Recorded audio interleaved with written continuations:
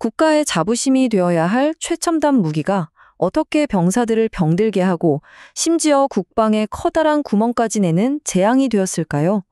네, 오늘 얘기는 바로 10조 원짜리 실패작, 영국 차세대 장갑차 에이젝스의 충격적인 진실에 대한 겁니다. 와, 시작부터 정말 충격적이죠. 이 모든 재앙의 배후에 단순한 실수가 있었던 게 아니라 결함을 숨기고 오히려 병사들을 탓하려 했다는 의도적인 은폐 시도가 있었다는 내부 고발이 터져나왔습니다. 도대체 이게 무슨 일일까요? 자, 먼저 이 문제의 핵심부터 한번 들여다보죠. 바로 돈, 그리고 사람에 대한 이야기입니다. 아니, 천문학적인 돈을 쏟아부은 장비가 그걸 운용해야 할 우리 병사들을 공격하고 있었다니 말이 되나요? 네, 화면에 보이는 이 금액 63억 파운드. 이걸 우리 돈으로 환산하면 약 10조 원입니다. 10조 원. 이 어마어마한 국민 세금이 바로 이 에이젝스 프로그램 하나에 들어갔습니다. 정말 상상하기조차 힘든 규모죠. 그런데 그 결과는요? 정말 참담했습니다. 이 최첨단 장갑차에 탄 병사들이요. 끔찍한 소음과 진동 때문에 청력을 잃고 온몸에 만성 통증을 얻게 된 겁니다. 이건 말 그대로 타는 것만으로도 병이 드는 기계였던 거죠. 근데요, 이 문제는 그냥 기술적으로 결함이 있었네 하고 끝날 일이 아닙니다. 이게 과연 단순한 무능력의 산물일까요? 아니면 의도적인 은폐의 결과일까요? 여기서부터 이야기는 완전히 다른 국면으로 접어들게 됩니다. 핵심은 이겁니다. 제조사가 이 문제들을 이미 다 알고 있었다는 거예요. 그런데 이걸 해결하는 대신에 오히려 병사들이 조작을 잘 못해서 그렇다 이렇게 탓을 하려 했다는 거죠. 정말 충격적인 주장 아닙니까?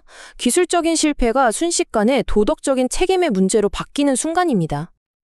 아니, 그렇다면 도대체 어떻게 이런 말도 안 되는 상황이 벌어진 걸까요? 이 재앙의 뿌리를 따라가 보면요. 아주 근본적인 절차상의 오류가 있었습니다. 원래 보통 군용 장비를 개발할 때는 이런 단계를 거칩니다. 당연한 얘기죠. 먼저 뭐가 필요한지 정하고 시제품을 만들어서 아주 혹독하게 테스트를 하죠. 거기서 나온 모든 결함을 다 잡아낸 뒤에야 마지막으로 대량 생산에 들어가는 겁니다. 아주 상식적인 과정이에요. 그런데 에이젝스는 이 상식을 그냥 깨버렸습니다. 테스트하는 단계랑 제조하는 단계를 그냥 동시에 진행해버린 거예요. 그러니까 이게 제대로 된 물건인지 검증도 하기 전에 수백 대를 만들 계약부터 맺어버린 셈이죠. 문제가 안 생기는 게 이상한 구조였습니다.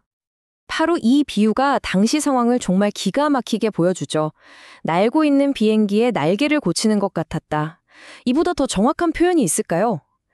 이미 막 찍어내고 있는 장갑차의 결함을 뒤늦게 수정하려고 하니 그야말로 날고 있는 비행기에서 엔진을 수리하려는 꼴이었던 겁니다.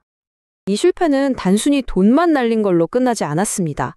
지금부터는요, 이게 영국의 국가 안보에 얼마나 치명적인 공백을 만들었는지 그 얘기를 좀 해볼게요.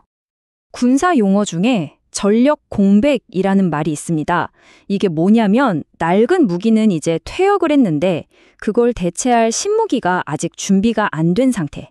다시 말해서 국방의 구멍이 뻥 뚫린 아주 위험한 상황을 뜻하는 겁니다. 근데 상황을 더 심각하게 만드는 게 있어요. 현재 영국 육군의 규모가 냉전 시대의 40% 수준으로 줄었다는 점입니다. 군대 자체가 이렇게 작아진 상황에서 핵심 장비 하나가 제 역할을 못한 자? 이건 정말 뼈아픈 일이죠. 이 타임라인을 보시면 상황이 한눈에 들어옵니다. 기존에 쓰던 정찰 장갑차 시미터는 곧 퇴역을 해요. 근데 그 자리를 메워야 할 에이젝스는 언제 실전에 배치될지 기약이 없습니다. 영국 육군의 눈 역할을 해야 할 정찰 능력이 사실상 마비된 거나 다름없는 거죠. 그럼 이런 질문이 나올 수밖에 없죠. 영국 정부는 대체 왜 이런 위험천만한 도박을 한 걸까요? 그 배경을 들여다보면 우리나라 일자리와 국가 안보라는 아주 어려운 선택의 문제가 있었습니다. 바로 이 딜레마입니다. 영국 내에서 생산하자. 이걸 고집하면 자국 산업이랑 일자리를 지킬 수 있겠죠. 하지만 에이젝스처럼 실패할 위험을 감수해야 합니다. 반면에 이미 성량이 검증된 독일이나 미국 장비를 그냥 사오면 신속하게 전력을 보강할 수는 있겠지만 돈과 일자리는 전부 해외로 빠져나가겠죠. 참 쉬운 답이 없는 문제입니다. 자, 이제 이 핵심적인 질문을 여러분께 한번 드려보고 싶습니다. 과연 무엇이 더 중요한 가치일까요?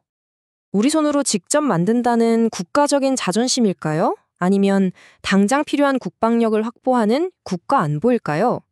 이 에이젝스 사건은 우리에게 굉장히 근본적인 질문을 던지고 있습니다. 여러분이라면 어떤 결정을 내리시겠습니까? 국가 자존심과 안보 사이, 여러분의 판결을 댓글로 남겨주세요. 오늘 이야기가 흥미로우셨다면 주변은 널리 공유해 주시고요. 앞으로도 이런 깊이 있는 분석을 놓치고 싶지 않으시다면 채널 구독 꼭 부탁드립니다.